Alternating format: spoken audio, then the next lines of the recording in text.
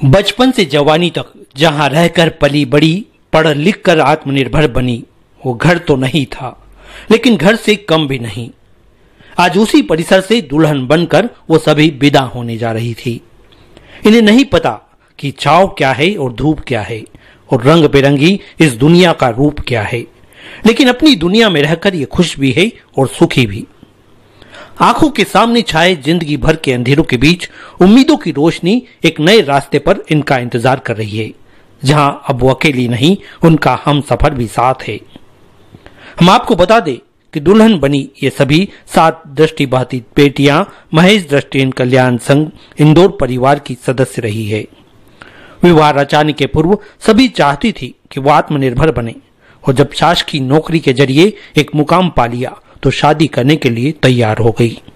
बालिकाएं हैं, ये विशेष रूप से दृष्टिबाधित हैं और संस्था महेश दृष्टिहीन कल्याण संघ में पली बड़ी है और इनका एक ही लक्ष्य था कि पहले हम खुद आत्मनिर्भर बनेंगे, उसके बाद हम ऐसे साथियों का चयन करेंगे जो खुद शासकीय जॉब में हो। हमें बताते हुए बड़ी खुशी महसूस हो रही है कि 7 बालिकाएं शासकीय पदों पर अपनी सेवाएं दे रही है। नवयुगल ये दंपति जिनमें अगर दुल्हन दृष्टिहीन है तो दुल्हा दृष्टिबाधित, यानी उसे दिखता है मगर कम, और अगर दुल्हा पैरों से विकलांग है तो दुल्हन दृष्टिहीन है, यानी देख नहीं सकती।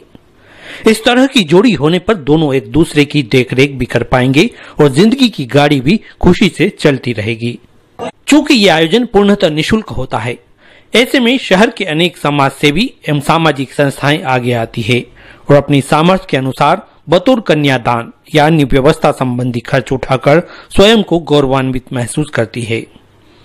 एक ऐसे ही समाजसेवी सुभाष पालीवाल एवं संगीता वाधवानी ने बताया कि वाकई में ऐसे आयोजन में आकर वे स्वयं को सौभाग्यशाली मान रहे हैं और अपने स्तर पर सहयोग कर सुकून भी महसूस कर रहे हैं।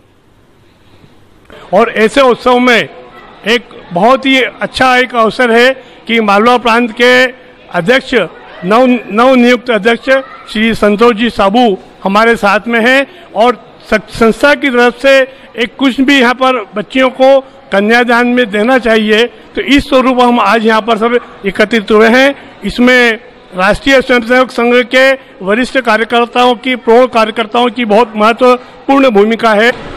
आज मुझे अवसर प्राप्त हुआ यहाँ आने का कि 7 जोड़ों का जो विवाह संपन्न हो रहा है, उससे उनको बहुत बधाई दे रही हूँ।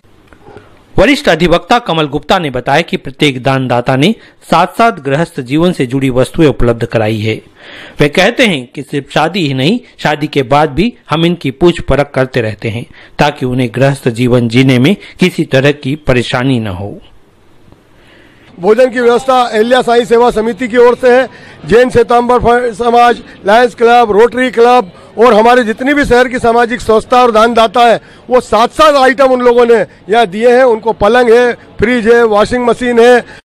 हम जिस भी शहर में इन बेटियों को शादी करते हैं, वो जहाँ रहते हैं, हम लोग हमारे पदाधिकारी कार्यकारिणी के जो भी सदस्य जाते हैं तो हम व्यक्तिगत रूप से जाके मिलते हैं। जैसे हमारा लड़का मध्य प्रदेश दृष्टिहीन कल्याण संघ का सुनील है, वो रेलवे में रतलाम में है, पहले वो नासिक था, फिर वेरावल हुआ और रतलाम हुआ। हम पूरी स्टडी करके उनके साथ संपर्क करके फिर उनसे संपर्क करते हैं और अभी तक हमने 30-35 सालों से हम विवाह कर रहे हैं। भगवान की कृपा से अभी तक किसी का तलाक नहीं हुआ है और दोनों खुशहाल जीवन जी रहे हैं। मैं कमल गुप्ता, उपाध्यक्ष मध्य प्रदेश दृष्टिहीन कल्याण संघ। यकीनन एक अलग आदमी और सुकून भरा माहौल जहां रिश्तों में हर कोई बंधा है, लेकिन उसका नाम नहीं। नाम है तो मानवीयता, इंसानियत और नेक नीति का रिश्ता, जहां हर किसी की खुशी के लिए हाथ से हाथ और दिल से दिल जुड़े नजर आ रहे थे।